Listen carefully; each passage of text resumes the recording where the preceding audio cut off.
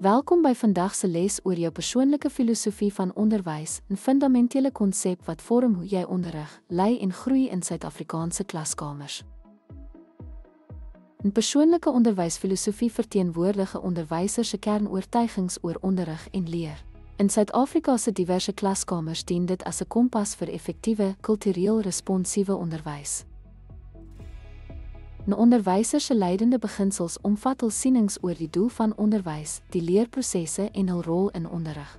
Hierdie beginsels is van kardinale belang om te verseker dat hul onderrigpraktyke in lyn is met hul waardes.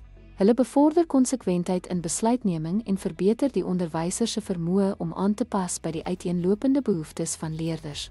Daarbenewens, hulle ondersteun professionele ontwikkeling deur middel van refleksie.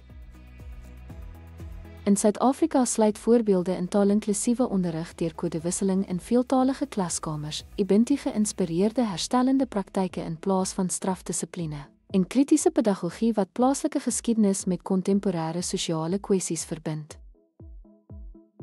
Ten slotte, die ontwikkeling van 'n duidelike onderwysfilosofie rus Suid-Afrikaanse onderwysers toe met die gereedskap om komplekse klaskamers effektief te hanteer.